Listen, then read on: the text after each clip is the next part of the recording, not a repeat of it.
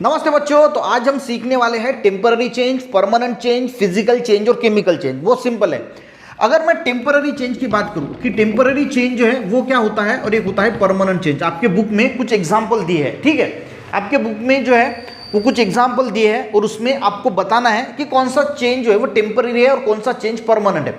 तो सबसे पहले आपको जो है वो टेम्पररी जो टी है यानी टेम्पररी चेंज। टेम्पररी चेंज यानी क्या होता है? टेम्पररी बेसिस पे, यानी हम उसको जो है वो फिर से रिवर्स कर सकते हैं, उसको बोला जाता है टेम्पररी चेंज।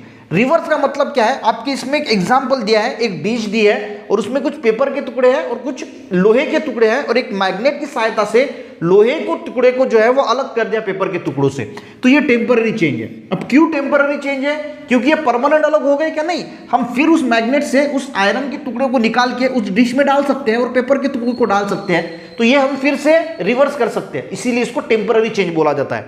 एक आपको बर्फ दिया है, बर्फ का ग्लास है, उसमें से पानी बन रहा है, तो ये भी टेम्पररी चेंज है। फिर से आपको पानी को फ्रीजर में रख देंगे तो ये फिर से जो है वो बर्फ बन जाएगा, तो ये टेम्पररी चेंज है, यानी जिसको हम रिवर्स कर सकते हैं। अब परमानेंट चेंज जो होता है, परमानेंट चेंज यानी एक बार हो गया चेंज तो हो गया, वो रिवर्स नहीं होगा। कच्चा आम है, इसको हमने पके हुए आम में कन्वर्ट हो गया, वो कुछ दिनों के बाद 1-2 महीने में पका हुआ। अब ये परमानेंट चेंज है, जो पका हुआ आम है, जो एग्जाम्पल आपको दिया है, तो ये परमानेंट चेंज है। हम इसको रिवर्स कच्चे आम में कन्वर्ट नहीं कर सकते, तो इसको बोला जाता है परमानेंट चेंज। आपने बर्ड देखा होगा, कली, ठीक है, कली का फूल बन जाता है। अब एक बार कली जो है इसका फूल में कन्वर्ट हो गया तो ये फिर से हम इसको कली नहीं बना सकते, तो ये परमानेंट चेंज हो गया। तो आपको इस एग्जांपल में जो कच्चा आम है वो परमानेंट है और जो कली का फूल बन रहा है वो परमानेंट है। बाकी दो, बर्फ का पानी और पानी का बर्फ और ये लोहे का जो दिखाई दे रहा है वो टेम्पररी चेंज है। समझ में आ गया? अब हम देखेंगे फिजिकल चेंज और केमिकल चेंज। अब देखिए, फिजिकल चेंज में क्या होता है, किसी का शेप, साइज या फिर स्ट्रक्चर बदल रहा है पर उसका कंपोजिशन नहीं बदल रहा है, कोई नया सब्सटेंस फॉर्म नहीं हो रहा है।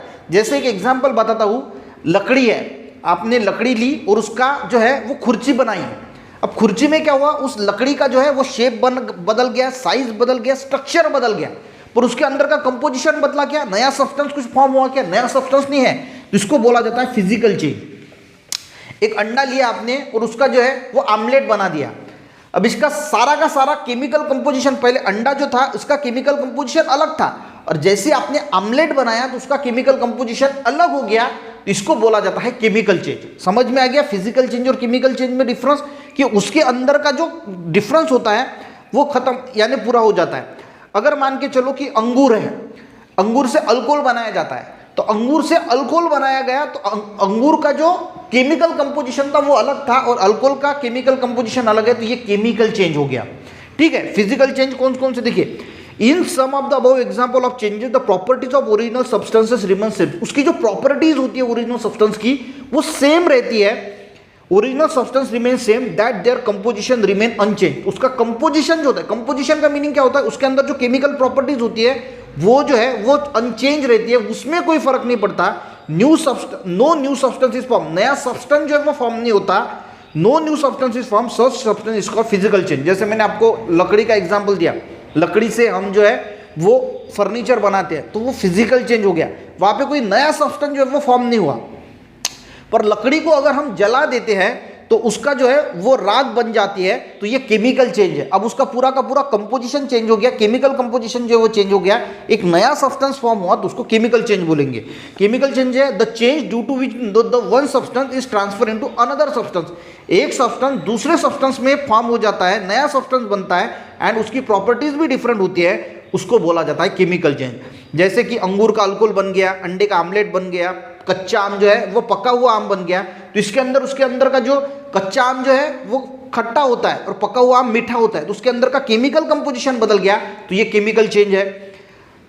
ठीक है, फिजिकल चेंज यानी आपने देखा होगा जो पानी का बर्फ बन रहा है, बर्फ का पानी बन रहा है, तो ये फिजिकल चेंज है। इसके अंदर का उसकी प्रॉपर्टी चेंज नहीं हो रही, उसका केमिकल कंपोजिशन चेंज नहीं हो रहा है। तो जहाँ पे नया सब्सटेंस जो है वो फॉर्म होता है उसको बोला जाता है केमिकल चेंज, और जहाँ पे नया सब्सटेंस फॉर्म नहीं होता है, सिर्फ शेप, साइज एंड स्ट्रक्चर बदल रहा है, उसको बोला जाता है फिजिकल चेंज।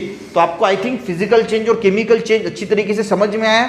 टेम्पररी चेंज और परमानेंट चेंज क्या होता है वो अगर अच्छी तरीके से समझ में आए, एक वीडियो को लाइक जरूर करना, अपने दोस्तों को भी शेयर करना, चैनल पे नए हैं जरूर सब्सक्राइब करना। मिलते हैं नेक्स्ट वीडियो में, तब तक के लिए जय हिंद।